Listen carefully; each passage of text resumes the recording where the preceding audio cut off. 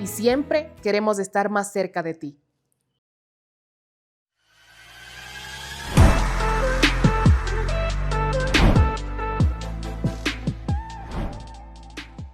Sería una persona solidaria sobre todo. Ese ha sido mi factor o la motivación que me llevó a ser bombero, la solidaridad. Recuerdo hace ya muchísimos años, debía haber sido el año 1970, cuando hubo un incendio grande en la calle Matobelle entre Serrano y Vintimilla. Ser bombero es la persona, repito el término, solidaria, la persona que ayuda a los demás, que está pendiente en todas estas actividades de socorro, de rescate, el control de incendios, sobre todo la prevención ahora. Y teníamos clases en 2 jornadas, en la mañana hasta las 12 y de 2 a 4 y media de la tarde. Y los viernes de la tarde nos llevaban a bañarnos en el río Burgay. Bajábamos la calle 10 de agosto, pasábamos el puente de palo, puente de madera que existía antes, y junto al puente nadábamos, pero la condición era de que regresemos con una piedra. Cada alumno tenía que regresar con una piedra. Bueno, yo ingresé ya al cuerpo de bomberos, pero... ¿De qué edad? 18 años, sí, 18 terminando años, el colegio. Terminando el colegio. Luego de eso hubo un espacio ahí en el que, o igual tal vez por inquietud, por curiosidad, por aventura, me presenté para la conscripción. La ocasión ha sido siempre la de ser profesor. Eso quería hacer. Sí, entonces ingresé en la Facultad de Filosofía en la Universidad Estatal en Cuenca. Acá y fuimos movilizados a la primera línea de combate. Macará divide a Macará de Perú, del sector de la Lajilla, que se llama, el sector que está frente a Macará, únicamente el río Macará, el límite internacional. El primer incendio grande al que asistí fue una casa en San Francisco, en la calle 4 de noviembre, justo en la curva para la vía a San Marcos, que se conoce. Ahí se produjo un incendio grande, pero recuerdo un incendio en Biblián. Fuimos a apoyar en Biblián en un incendio, pero cuando subí con algunos otros compañeros a abrir las ventanas para ventilar y que salga el humo, pude ver que en la cama, en el segundo piso, estaba una niña que había ya sin signos vitales. Subimos a la terraza y efectivamente la encontramos a la señorita sobre el colchón, es decir, se produce la explosión y ella sale hacia despedida, ¿no? Impulsada y cae ventajosamente sobre el colchón. O sea, ella estuvo acostada en el momento de la explosión. Sí, ya presumiblemente estaba acostada y sale con el colchón a la terraza de la casa de lado. ¿Qué es lo más difícil que le ha tocado como primer jefe de cuerpo de bomberos? Administrar el personal.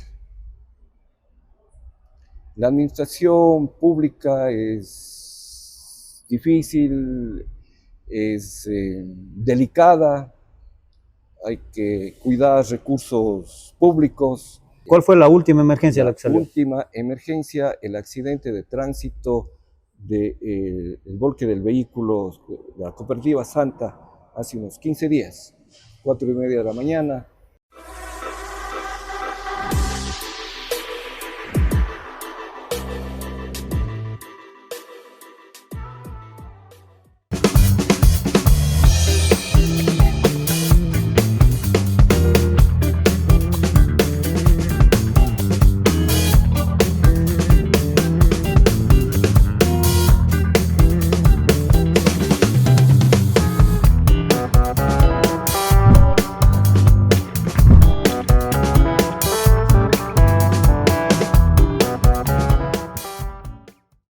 A todas las personas que se conectan con Ecos del Cañar, bienvenidos a un programa más del Otro Perfil. En esta oportunidad contamos con la presencia del coronel Jairo Araujo, él es primer jefe del Cuerpo de Bomberos de Azogues. Vamos a conocer un poco más sobre la institución, pero más, enfocándonos más también en la vida del bombero, en lo que se ha podido realizar aquí en el Cuerpo de Bomberos de Azogues y también en la misión que ellos tienen todos los días arriesgando su vida por salvar otras vidas. Coronel, bienvenido, muchísimas gracias por aceptar nuestra invitación. Antes de iniciar, un par de preguntas. La primera, ¿quién es Jairo Araujo? ¿Cómo se define usted ante la luz pública? Es el coronel, el jefe del Cuerpo de Bomberos, pero más allá del uniforme, ¿quién es Jairo Araujo? Muy buenas noches, muchísimas gracias por permitirnos en esta entrevista informar a la ciudadanía o expresar aspectos personales, institucionales. Jairo Araujo, puedo decir, si bien como funcionario público me desempeño como jefe del Cuerpo de Bomberos de Azogues, pero más allá de eso me calificaría como, o me consideraría una persona solidaria sobre todo. Ese ha sido mi factor o la motivación que me llevó a ser bombero, la solidaridad. Recuerdo hace ya muchísimos años, debía haber sido el año 1970, cuando hubo un incendio grande en la calle Matobelle entre Serrano y Vintimilla. En pleno centro. En pleno centro de la ciudad. Se afectaron varias viviendas de esta cuadra, prácticamente se quemaron en su totalidad. Muchas familias se quedaron sin vivienda, recuerdo, y se afectó también gran parte de la botica que mi papá tenía en esta calle. Y recuerdo ver prácticamente desde el inicio este incendio, el trabajo de los bomberos, un trabajo prácticamente manual. No había motobombas, No había todo esto. No había todo esto. Trabajaban con hidrantes, con la poquísima o casi escasa agua en Azogues en ese tiempo. Y creo que ahí nació esa vocación de bombero y siempre estuve pendiente de que ya en la juventud, desde la adolescencia, ser bombero. Recuerdo que... Siempre, ya desde ese entonces, usted ser bombero. Sí. Viendo lo que pasó lastimosamente con su familia. En ese momento. ¿Qué es ser bombero? Ser bombero es la persona, repito el término, solidaria. La persona que ayuda a los demás, que está pendiente en todas estas actividades de socorro, de rescate, el control de incendios, sobre todo la prevención ahora.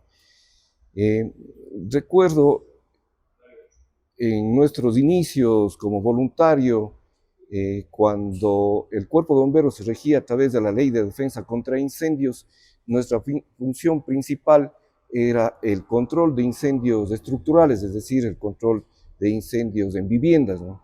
Y luego hemos ido, o la ley, el Estado nos ha dado otras funciones, como el tratamiento o la atención prehospitalaria, el control de incendios forestales, el rescate en alturas, profundidades, etc. Pero esa vocación como bombero, como solidario, no quedó solamente en ser bombero para controlar incendios. Esa vocación fue avanzando hasta lo que ahora somos como cuerpos de bomberos a nivel nacional. Nos hemos ido formando, preparando para poder realizar el tratamiento prehospitalario, por ejemplo, para trabajar en rescates. Es decir, el bombero cumple todas estas funciones con vocación, con servicio, con solidaridad. Usted indicaba este acontecimiento que pasó en el centro de la ciudad. Usted creció ahí, usted vivió ahí, en el centro. Sí. Bueno, nuestra casa donde vivíamos estaba ubicada en la calle Serrano y Rivera, pero la botica funcionaba en la Matobelle y Serrano. Es decir, ese era nuestro barrio. ¿Y cómo Sí. era el barrio? Bueno, un barrio poco transitado. Recuerdo la calle Matobelle todavía continuaba, no había el bloqueo en el Parque Central frente a la Catedral.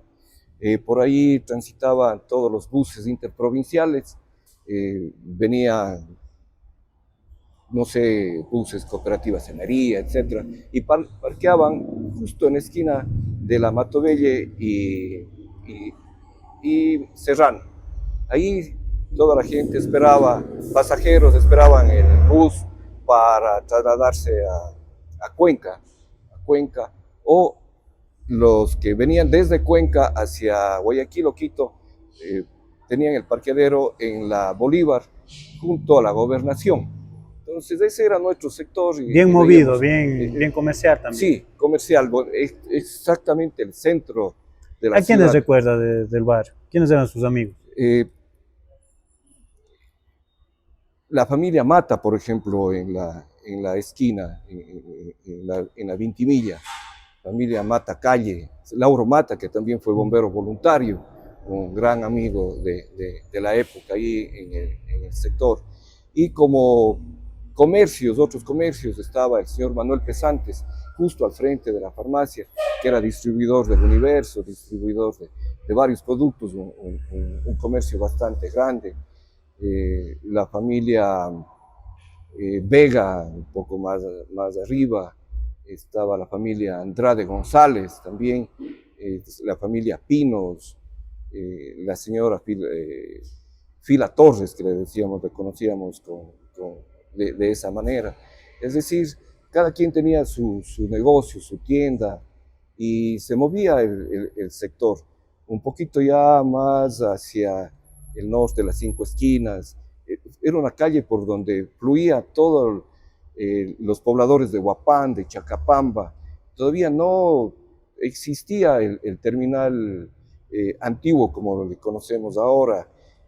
No habían los buses urbanos, los interparroquiales. ¿Qué hacían ustedes de niños? Bueno, el juego nuestro principalmente era en la calle. No había televisión en esa época. La televisión me parece que llegó acá en Azogues en el 74, 75, blanco y negro, pero antes de eso... Y además no todos tenían televisión. No todos tenían, o algunos que todavía no teníamos, nos íbamos donde el vecino que sí tenía. Claro. Entonces, el juego era en la calle, el juego de pelota, el juego de las escondidas, etc.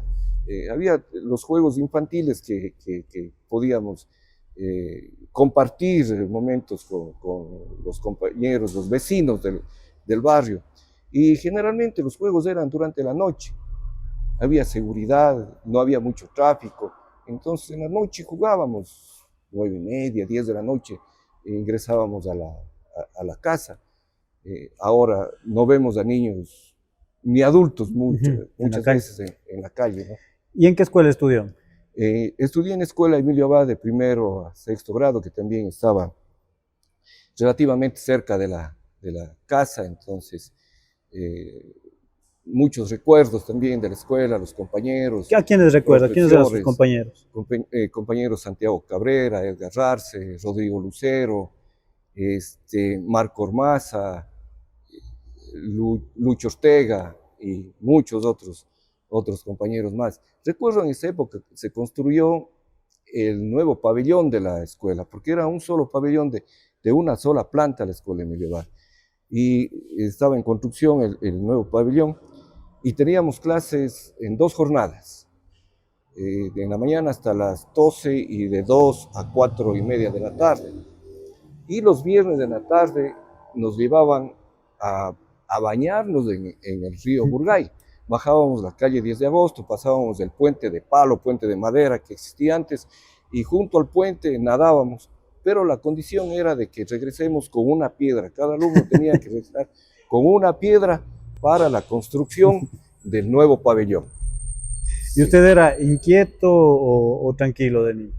Más bien tranquilo, sí. ¿Travesuras? No. Algunas travesuras infantiles, Sí me gustaba salir, había algunos inconvenientes con mi mamá, sobre todo porque eh, no pasaba mucho en la casa y de igual forma me gustaba irme al río, igual de la calle Serrano, cerca al río, a, a nadar. Entonces, esos eran los llamados de atención de mi mamá, no más al río, ya no al río, pero había que moverse. Había algunos amigos de ahí del barrio, de la calle Serrano, estaba familia Urgiles Molina, familia Peñafiel Mata, al frente la familia Abad Vélez, etc. Entonces, éramos un buen Una buena grupo gallada. de muchachos con los que compartíamos ahí en el barrio. ¿Y el colegio?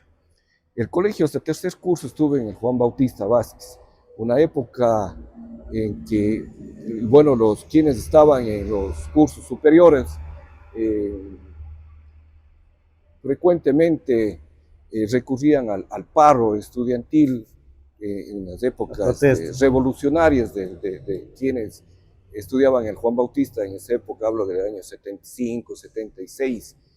Estuve hasta el tercer curso en el colegio Juan Bautista y a cuarto curso mi papá me pasó al colegio franciscano, ¿no? Precisamente por esta situación. ¿Qué le decía a su papá? Oye, mucho relajo hacen allá, mejor acá Sí, que es más y tranquilo. debo decir, bueno, mi papá, un ex religioso franciscano, ¿no? Ex hermano franciscano, que por alguna razón salió de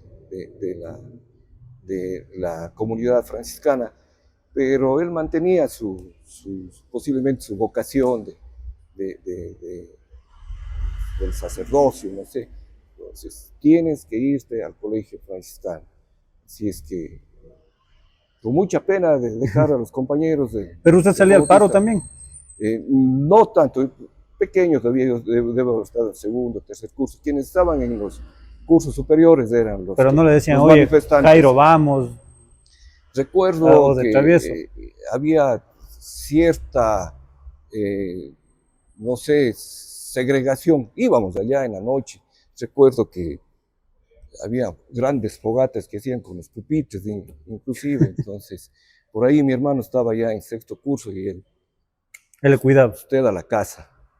Entonces, no podía quedarme mucho tiempo. Esto no es para guaguas, vos quédate en la casa. Sí, mi hermano mayor. Y su papá de pronto le inculcó y le decía, oye, Jairo, en el franciscano, ves si de pronto te gusta el apego a la religión, si de pronto quieres inclinarte por la religión. No, pero mi hermano menor, sí, él incluso estuvo un año en el seminario. Mi hermano menor, un año en el seminario, pero luego, papá, hasta aquí nomás, yo no. Esto no es para mí. No es para mí, no continúo. No me llamó la atención a mí la vida religiosa. ¿Qué quería hacer de joven usted, de niño, de joven?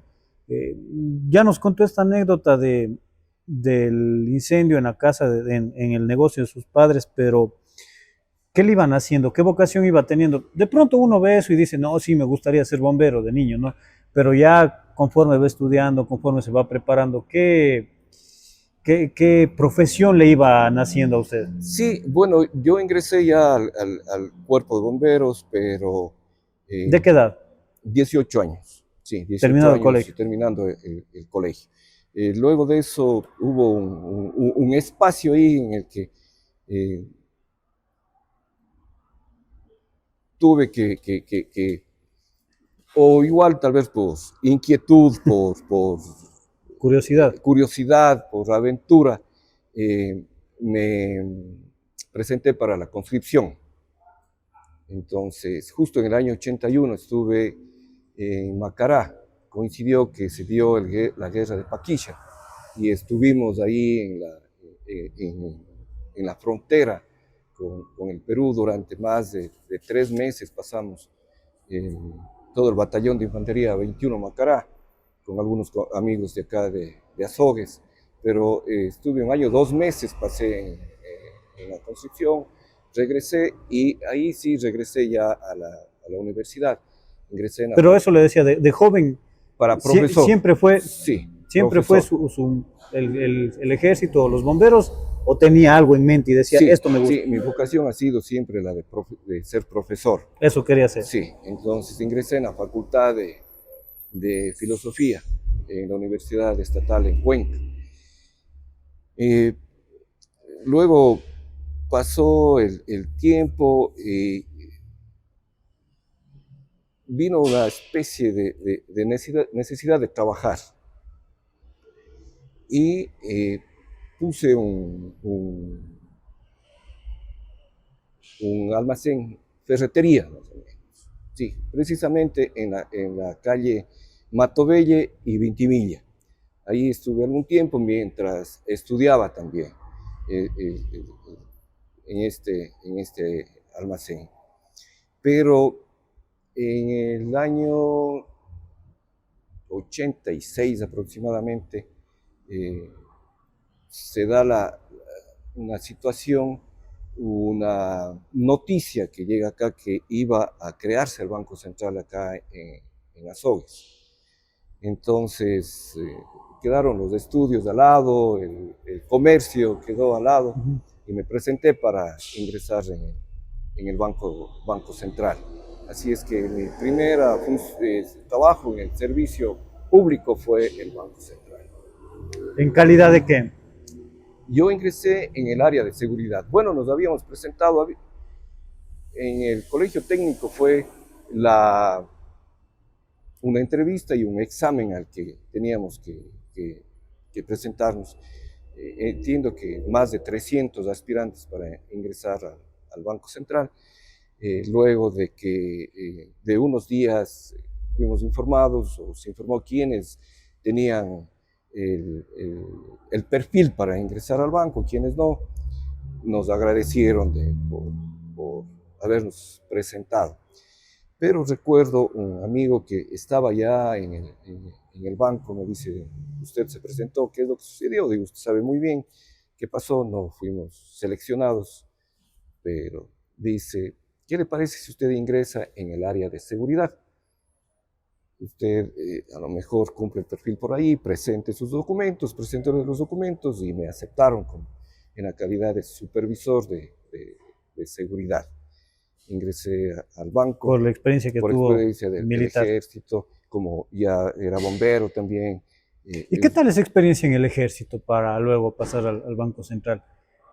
En plena época de conflicto bélico prácticamente que tuvo Ecuador con Perú. Sí, bueno, uno joven, ¿no? Muy joven. Soltero, 18 años, con todo el ánimo de defender a la patria. Pero usted se fue pensando vivir esa experiencia o solo, bueno, quiero ver cómo es la vida del ejército y ya, o ya se fue dando las circunstancias de que ya había el conflicto. Claro, la intención fue únicamente ver cómo era el ejército, la vida del militar, pero coincidencialmente se da esta situación del conflicto de Paquillo, falso Paquilla, que se denomina, y nos movilizaron a todos. Nosotros estuvimos en batallón de frontera, más o menos 600 conscriptos. De los 600 nos clasificaron a 150, el resto les enviaron a Loja.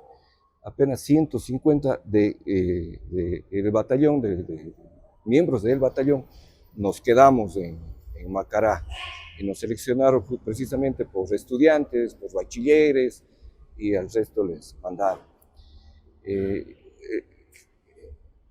A esa edad, creo yo, la motivación más... La adrenalina también. La adrenalina, el patriotismo, y bueno, aquí vamos a defender a la patria, y venga el que venga, y no nos movemos de acá, y fuimos movilizados a la primera línea de combate.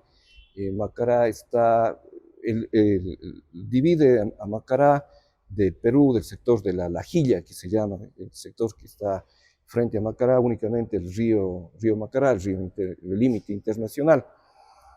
Y estuvimos a unos 100 metros del río, en una colina, donde están todas las posiciones que se llaman en términos militares, personas trincheras que conocemos comúnmente. Ahí nos ubicaron una semana más o menos, hasta que empezaron a llegar los reservistas y fuimos movilizados a la segunda y hasta la tercera línea de combate, los conscriptos, pero ya los reservistas fueron ubicando esas posiciones, primera y segunda línea de combate. ¿Qué vio? ¿Qué vio ahí? ¿Qué se ve en bueno, medio del conflicto? la situación más complicada o traumática, cuando estuvimos ya en la segunda línea, eh, el gobierno dio la disposición, la orden de evacuar toda la población de Macará. Entonces O vimos sea, como quien dice que se va a agravar el problema y que no haya civiles afectados. Sí.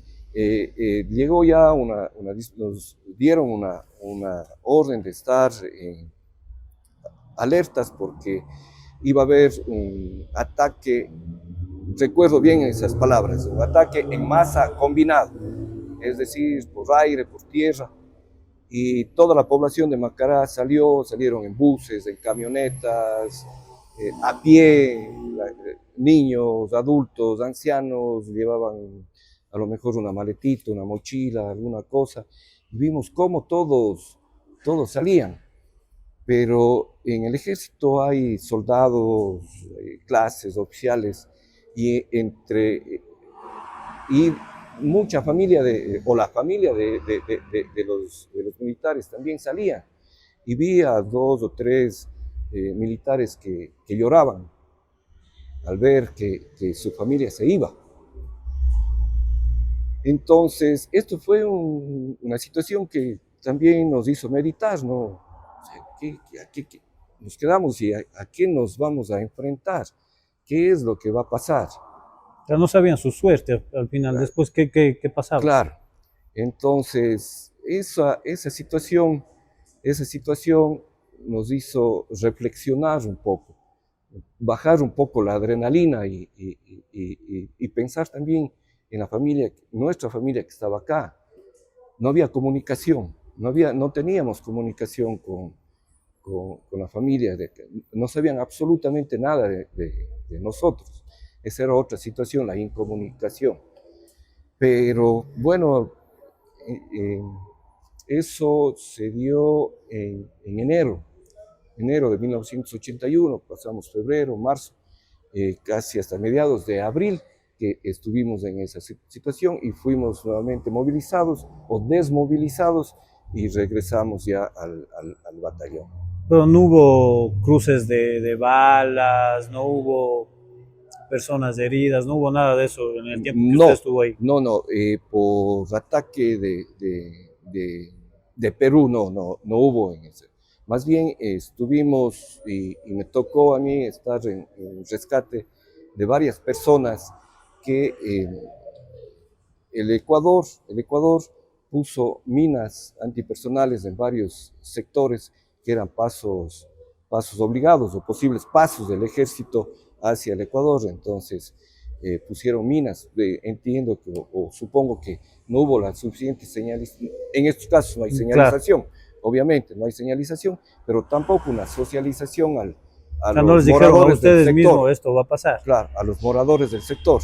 ¿Y quiénes fueron los heridos? Fueron moradores del sector que pasaron por esa zona y sufrieron graves lesiones. Sí, eso. ¿Qué fue lo más difícil de esos días?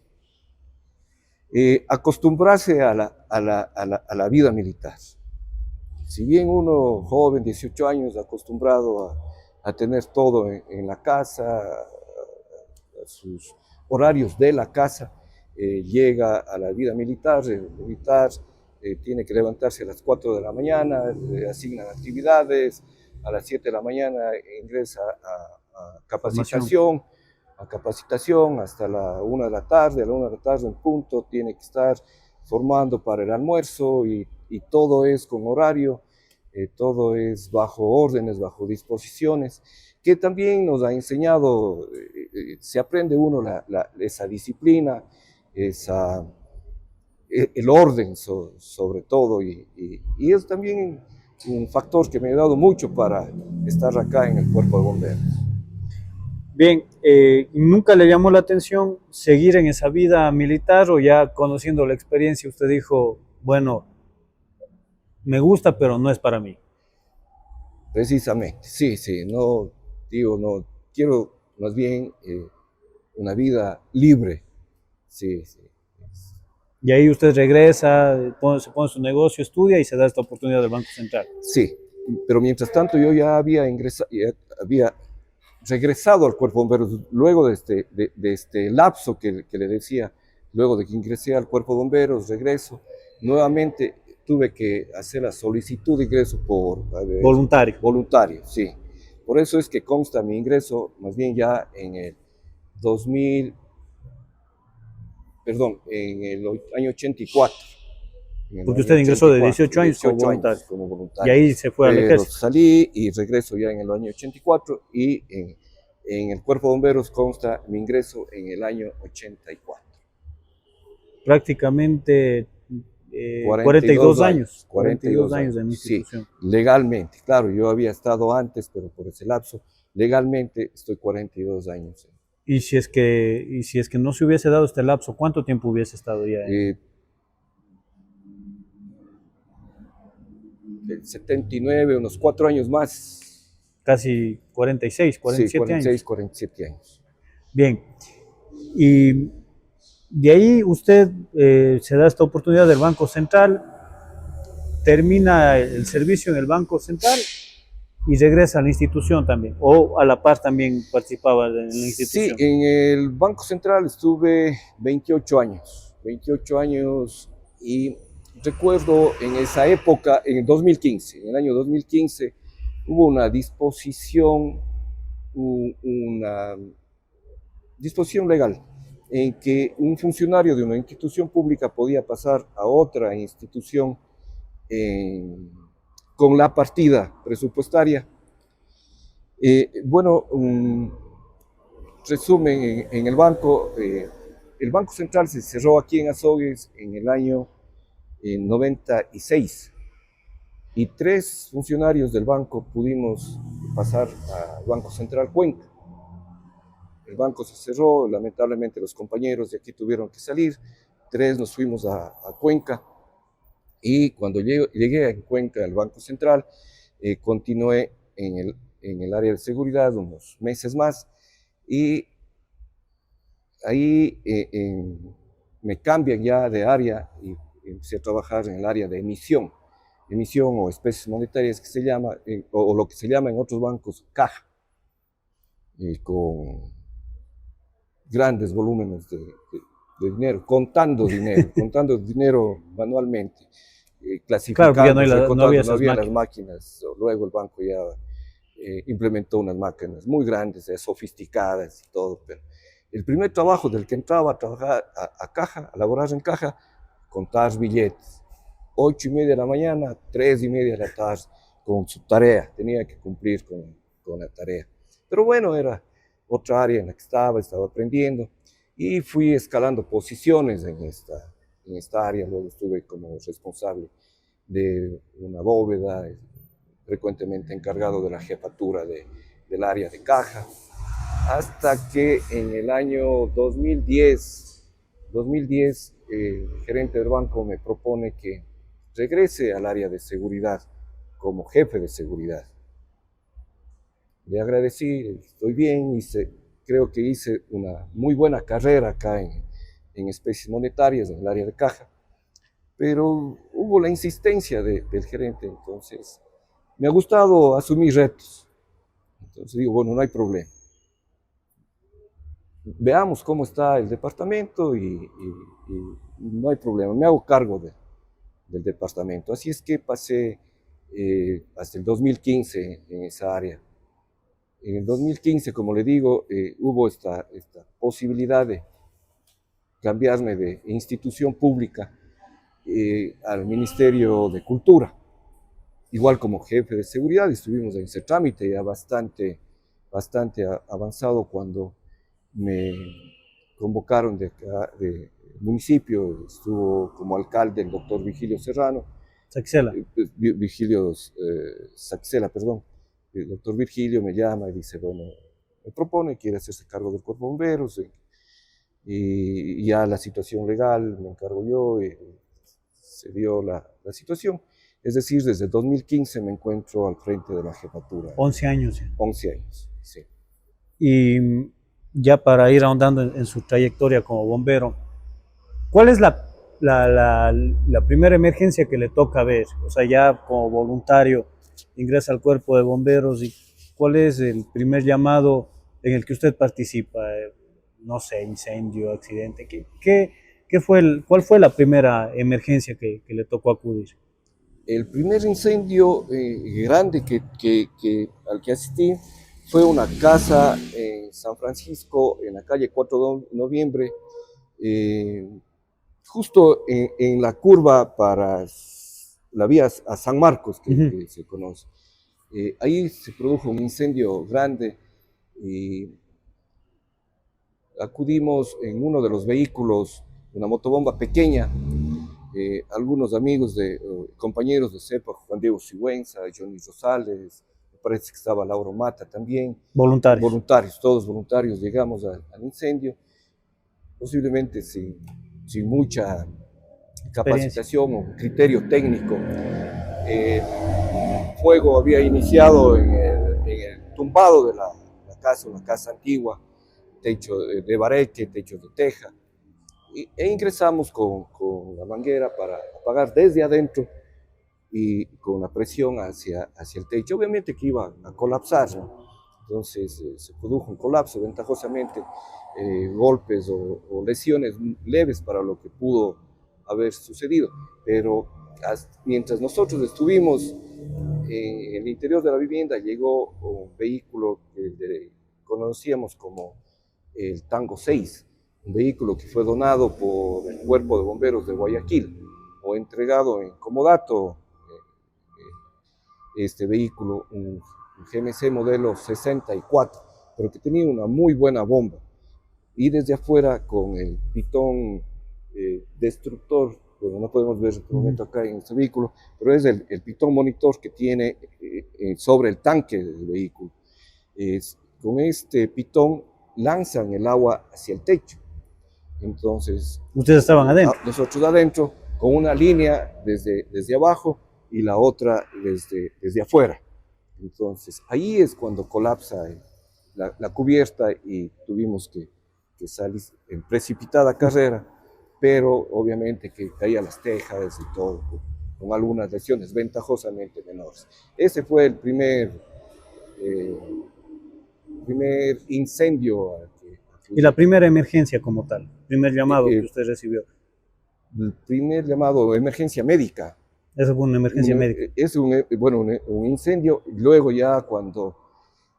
o sea, cuando usted ingresa de voluntario y ya tiene su uniforme y todo, ¿cuál fue la primera emergencia que salió? Una inundación, la primera emergencia, una inundación en las 5 esquinas, en la casa que fue de la familia Izquierdo.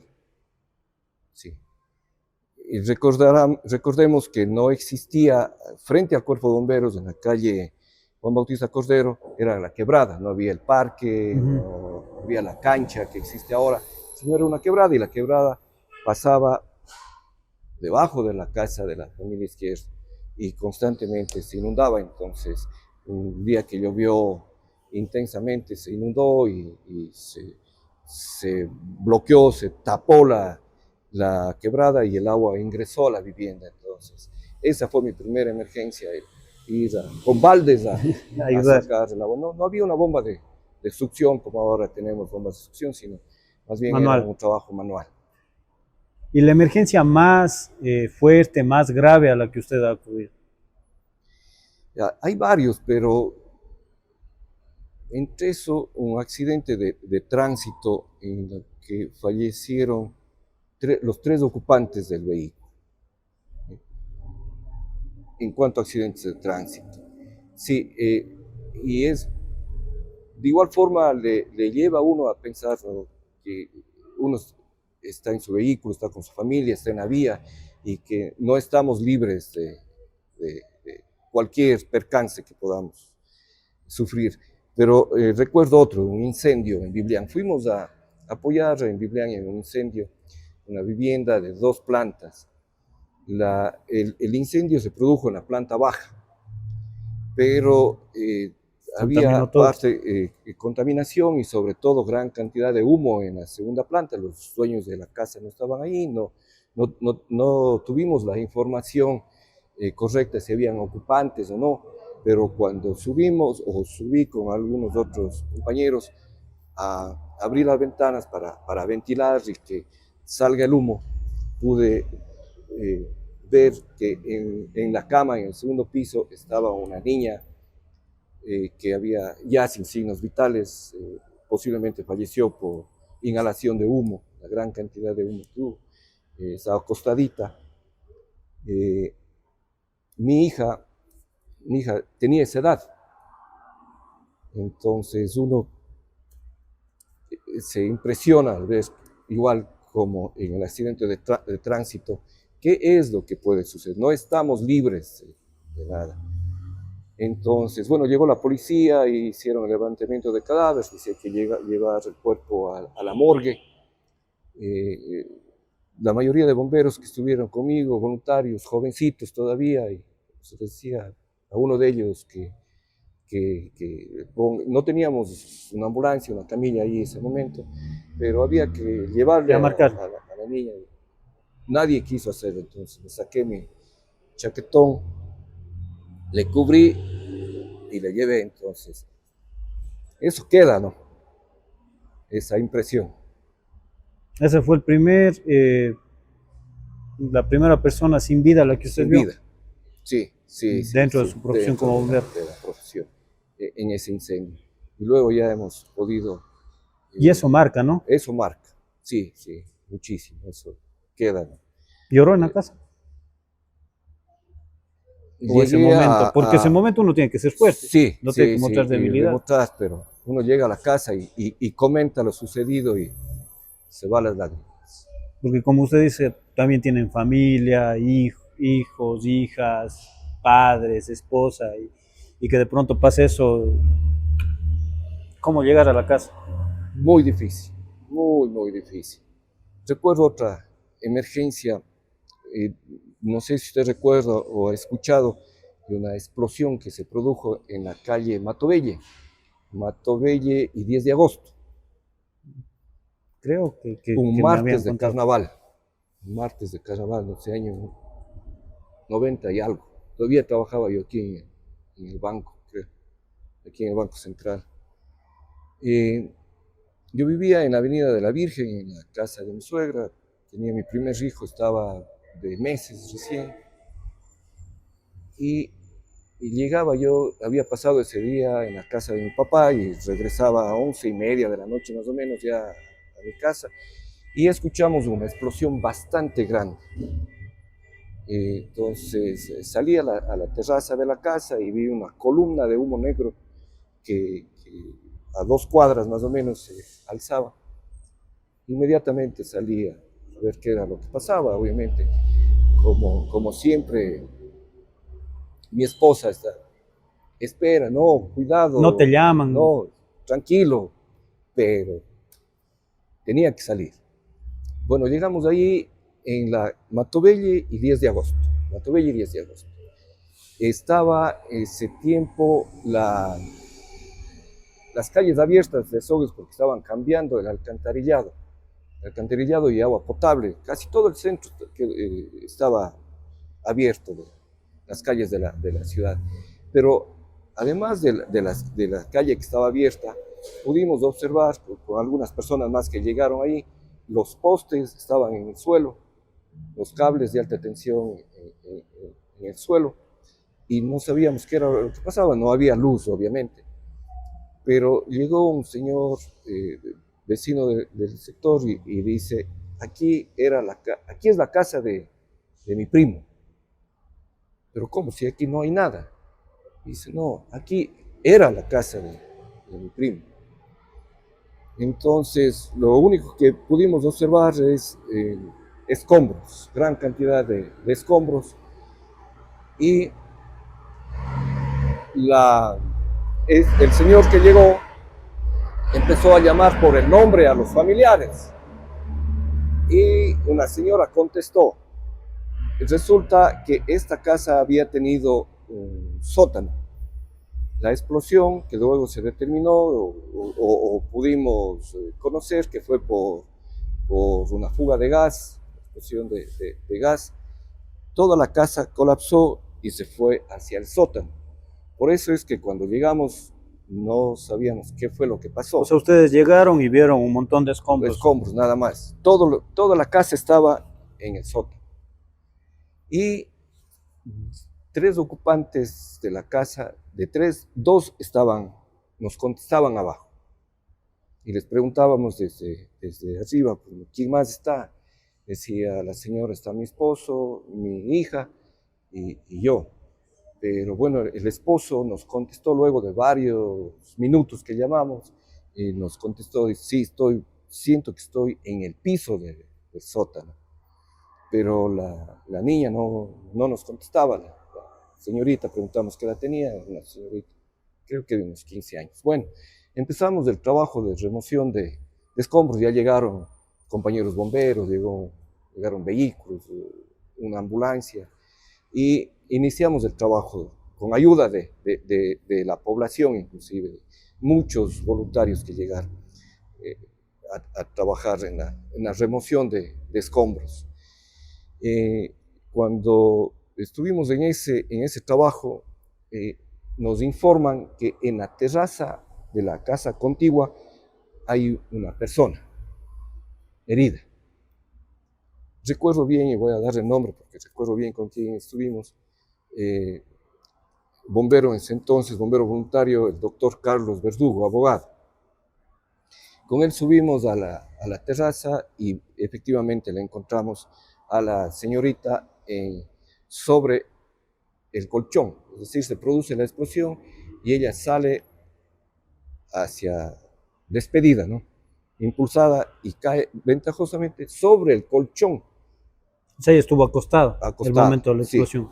Sí, ya presumiblemente estaba acostada y sale con el colchón a la terraza de la casa de lado, a unos 20, 30 centímetros del pasamano, es decir, un poquito más y se iba 4 pisos abajo. Le pusimos, le bajamos, vimos que estaba bien, inconsciente, pero respiraba. Le pusimos en ambulancia, le llevaron al hospital. Para hacer un poco más corto el relato, a las 6 de la mañana logramos sacar ya, recuperarle o rescatarle al señor, al dueño de casa que estaba al fondo, todos ilesos. Luego pregunté cómo se encuentra la señorita que fue llevada al hospital. Me dijeron, todo bien. Ese rato llegué a la casa y es otra de las situaciones de lo que usted me preguntaba, ¿qué pasa cuando llega a la casa? Llegué a la casa y mi esposa, le relaté a mi esposa lo que había sucedido y también me preguntó, ¿y cuál es el desenlace? El desenlace o el mensaje, ¿qué es lo que piensas de este rato? Inmediatamente dije, hay un Dios. Porque solamente así podemos explicar, después de todo lo que pasó, la explosión, el tener toda la casa sobre mí y salir prácticamente ileso.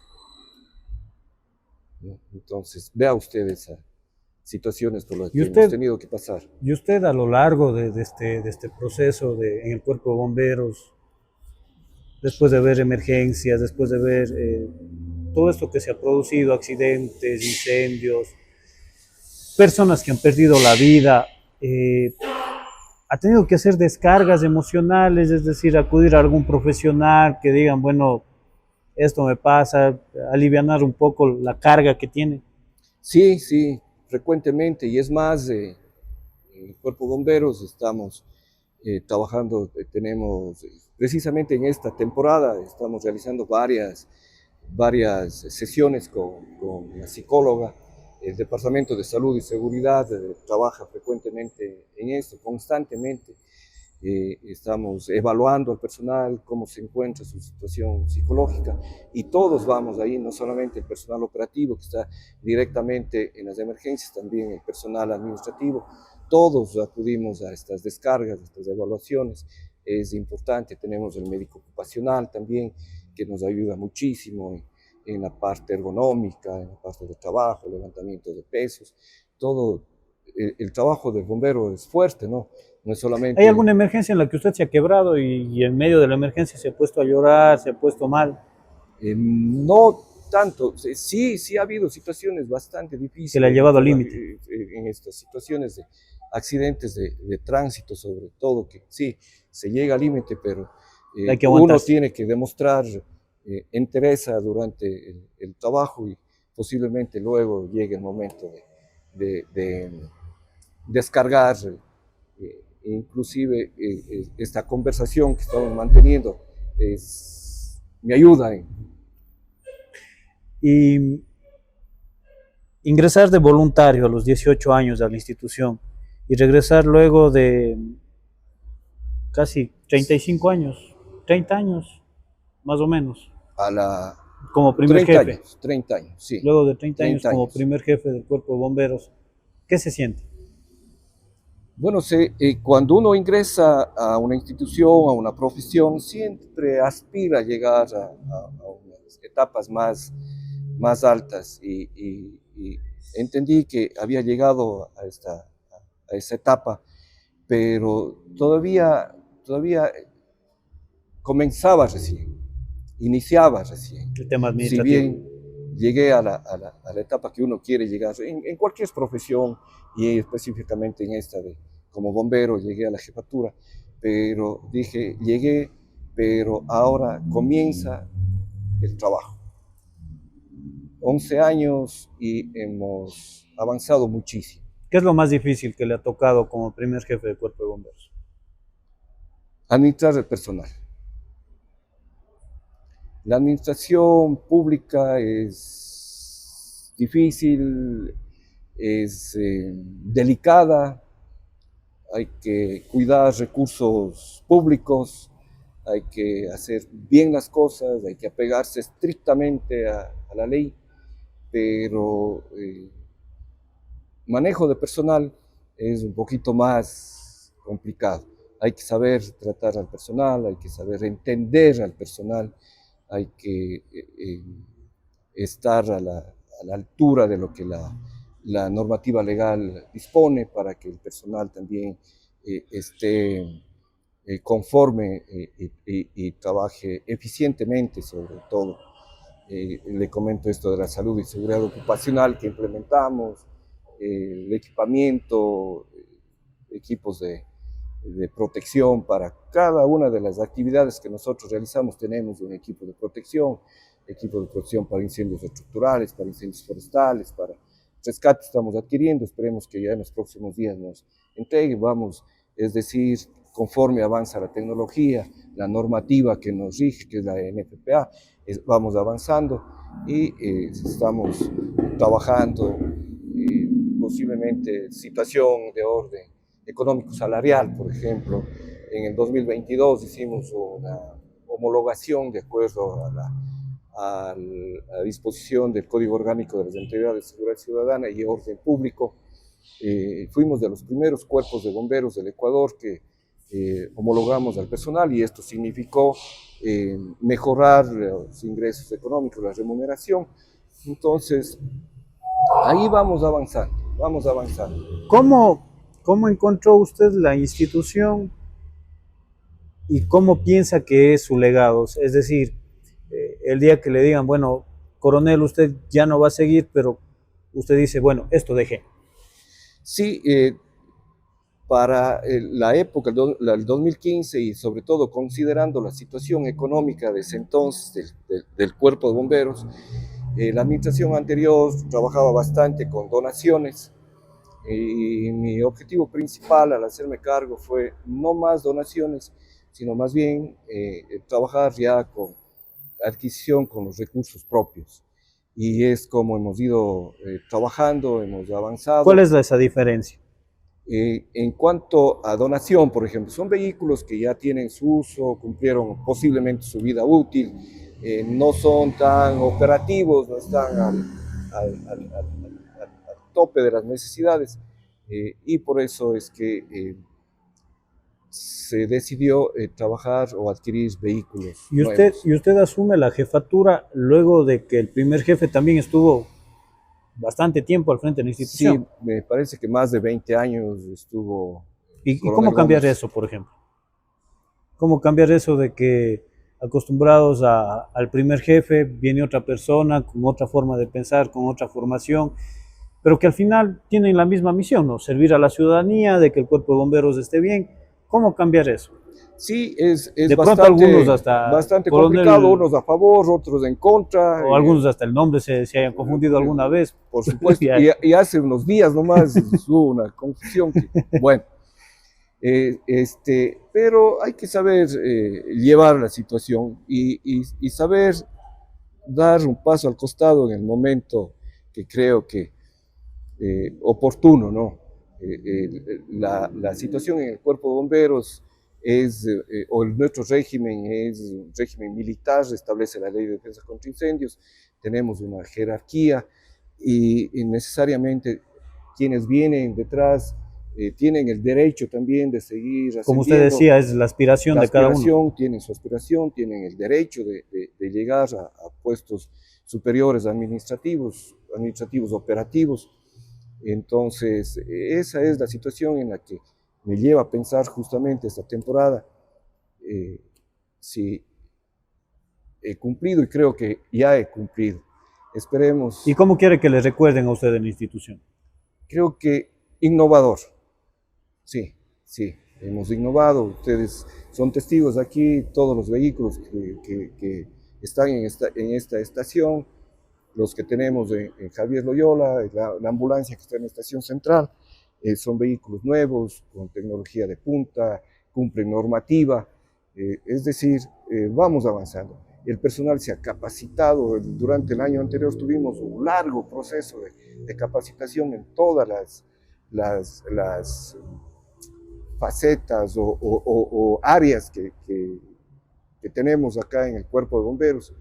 Entonces, vamos innovando, vamos cambiando, vamos mejorando, los equipos son nuevos, equipos de rescate, las ambulancias, todo nuestro material de trabajo está disponible en cualquier momento para poder trabajar.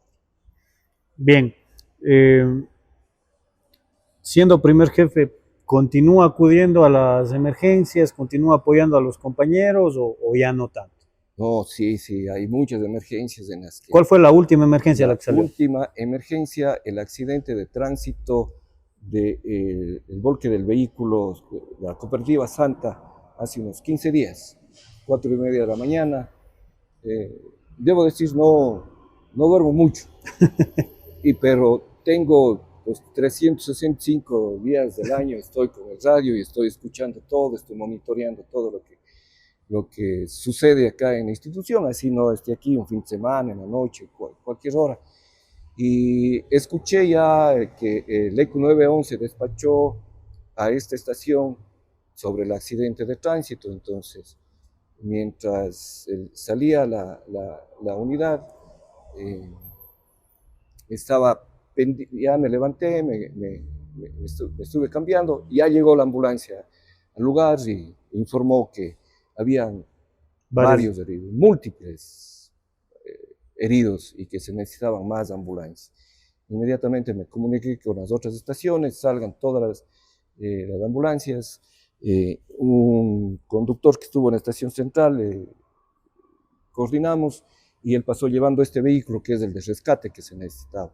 Es decir, salieron 3 ambulancias más este vehículo de rescate. Y en mi carro me movilicé. Y es importante ahí para dar... Y como también, se dice comúnmente, mete mano también. Sí. Pero sobre todo la función del más antiguo, jerárquicamente hablando, la función es asumir el mando y dirigir la emergencia. Por más a veces que queramos ayudar, tenemos acá una frase, dice, preferir el mando a la acción. O como se dice en pocas palabras, más ayuda el que no estorba. No estorba, sí, preferir el mando a la acción, porque caso contrario se pierde la visión Y se actúa a la desesperada. sí, y no hacemos bien las cosas, por más que buena intención que tengamos. Entonces, llegar, tranquilizar a la persona, tranquilos, todo está bien, ¿qué está pasando? Hagamos esto, hagamos el otro, y las cosas fluyen mejor. Ese fue la última emergencia, ¿no? Y hay ocasiones en las que ustedes acuden o usted ha acudido y en lugar de recibir, que la gente les reciba bien, dice, ya ven, para eso se demoran, si hubieran venido antes, ustedes mismos tienen la culpa. De todos los días, de todas las emergencias, Es decir, hablemos de un incendio. Un incendio se produce, el último que hubo acá en Cojitambo, que también estuve atento en la radio, no me fui, pero estuve atento. De acuerdo a las versiones de los moradores o familiares de la persona que se encontraba en la vivienda, posiblemente fue una vela que quedó varias horas. Es decir, cuando nos percatamos de que ya el incendio está fuera de control, llamamos al ECU hasta que el ECU nos despache a nosotros. Ya pasó un tiempo, dependiendo la distancia, obviamente que se va a llegar con un tiempo prudencial, hablemos. Y que la emergencia ya esté avanzada. Ya está avanzada, entonces bomberos llegan al último. Sí, eso es de todos los días, pero hemos aprendido a sobrellevar eso ya. Para finalizar, coronel, ¿qué es lo más bonito de ser bombero? Sentir la satisfacción de que hemos ayudado, hemos salvado una vida. ¿Y lo más difícil?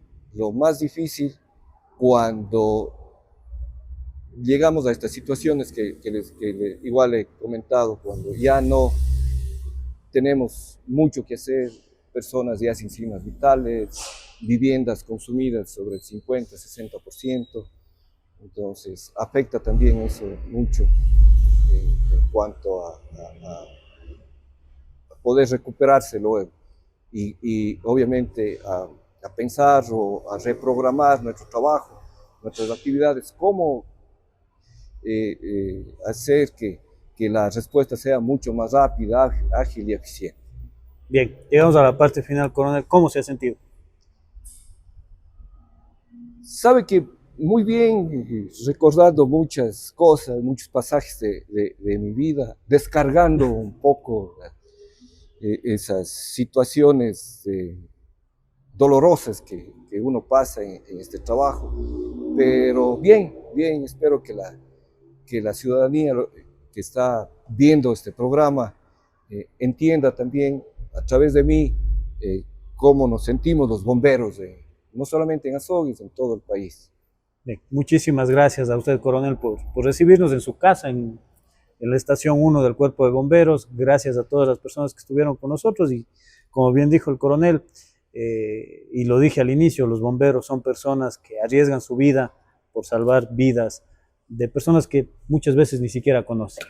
Muchísimas gracias a todos, que tengan una muy buena noche. Muchas gracias también.